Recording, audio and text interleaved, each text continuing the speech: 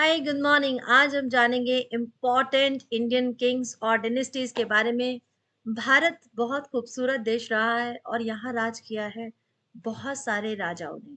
तो आज चलिए देखते हैं वो किंग्स और वो डिनेस्टीज कौन सी थी जिन्होंने भारत पर एक लंबे टाइम तक राज किया है। टाइमलाइन को अच्छे से समझने के लिए और अपने कोर्स को कंप्लीट करने के लिए ये वीडियो आपके लिए बहुत इंपॉर्टेंट है। हम देखेंगे कि सबसे पहले भारत पर एक लंबे टाइम तक राज किया था नंदा डिनेस्टी ने, और उसी टाइम पर और भी रूलर्स थे जो डोमिनेंट हो रहे थे। नंदा डिनेस्टी का डिक्लाइन होते होते इंडो ग्रीक एंटर कर चुके थे नॉर्थ वेस्ट की तरफ से, और साथ में ही अब जब लास्ट नंदा डिनेस्टी रूलर को खत्म किया जाता है तो मौर्य डिनेस्टी आ जाती है। मौर्य डिनेस्टी में अशोका बहुत ही ज्यादा इंपॉर्टेंट रूलर है, जो कलिंगा की बैटल के साथ साथ उनका नाम और उनका धम्मा का नाम पॉपुलर हो जाता है।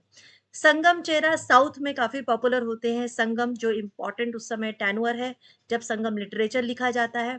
सातवाहना, कलिंगा, और उसी समय अगर आप नॉर्थ वेस्ट की तरफ ध्यान देंगे तो इंडो ग्रीक के साथ साथ अब जो है मॉडर्न डिनेस्टी खत्म होते ही शुंगा एम्पायर भी आ जाएगा।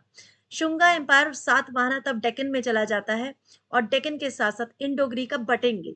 इंडो ग्रीक के अलग अलग ग्रुप्स बनेंगे जिसमें इंडो सीरियन, और कुछ टाइम के बाद एक और नया ग्रुप आ जाता है जिसे हम इंडो पार्थियन के नाम से जानते हैं।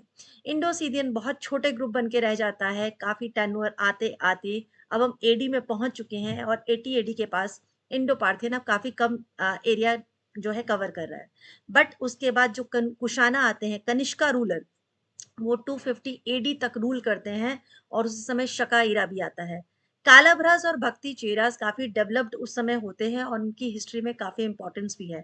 फिर हम देखेंगे कि नॉर्थ एरिया जो नॉर्थ इंडिया है, उस समय वहां जो इंपॉर्टेंट रूलर आया वो आया है गुप्ता एम्पायर, जिसमें चंद्रगुप्ता और आपके इंपॉर्टेंट होते हैं समुद्रगुप्ता। उसके बाद हम देखेंगे कि भक्ति चेरास काफी नीचे नीचे तक रह गए, श्रीलंका तक सिर्फ रह गए हैं। लेकिन इस एरिया में ऊपर शाही कश्मीर की तरफ शाही डिनेस्टीज है जो हिंदू शाही रूलर्स के नाम से जानी जाएंगी। और उसके बाद जो हर्षा एम्पायर आता है, जब गुप्ता डिनेस्टी का खत्म हो जाता है तो उस समय हर्षा बहुत इंपॉर्टेंट डिनेस्टी आती है। देन यहाँ काफी लंबे टाइम तक पाला एम्पायर रूल करेगी 1174 एडी तक। उसी समय राष्ट्रकूटा डिनेस्टी जो डेक्कन की तरफ है, जो 972 एडी में रूल कर रही है। ठीक है, पाला और राष्ट्रकूटा साथ साथ में चल रहे हैं क्योंकि हम देखेंगे कि कन्नौज को लेकर एक बैटल चलती है इनके बीच में। फिर हम देखेंगे चोला डिनेस्टी जो एक टाइम पे तो काफी डोमिनेंट रहती है, पूरा आपका ईस्ट का सारा एरिया और नीचे तक कवर करती है। बट जब दिल्ली डिनेस्टी भारत में आ जाती है, दिल्ली सल्तनत आ जाती है, उसमें 5 अलग अलग ग्रुप्स आ जाते हैं, तो धीरे धीरे चोला डिनेस्टी भी कम होने लगती है और होयसल एम्पायर एक नया एम्पायर डेवलप करता है।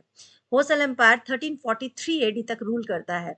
और दिल्ली सल्तनत के बाद नेक्स्ट आएगा आपका मुगल एम्पायर, जो अहोम किंगडम्स के साथ कंटिन्यू क्लैश में रहा था। अहोम किंगडम काफी इंपॉर्टेंट है, उसको अलग से रीड करना जरूरी है। विजयनगर एम्पायर जो 1646 एडी तक, यानी जिस समय मुगल ऊपर रूल कर रहे हैं उस समय विजयनगर साउथ में रूल कर रहा है और काफी इंपॉर्टेंट रूलर उस समय चल रहे हैं। मराठा एम्पायर और मुगल एम्पायर ये दोनों टक्कर के रहते हैं। ठीक है, 1674 से 18 एडी तक रूल करते हैं। और सिख कॉन्फेडरेसी 1849, यानी महाराजा रंजीत सिंह के लास्ट उनकी डेथ के बाद लगभग सारा इंडिया 1922 तक जाते जाते ब्रिटिश के अंडर में आ जाता है। और 1947 के बाद ये हो जाते हैं हमारे इंडिया की बाउंड्री। बस यही है हमारे इंडिया की अब तक की टाइमलाइन। इसको और डिटेल में समझने के लिए फॉलो कीजिए सौरभ सर क्लासेस को। मैं वहां पर आपको ये सब डिटेल में पढ़ाने वाली हूँ।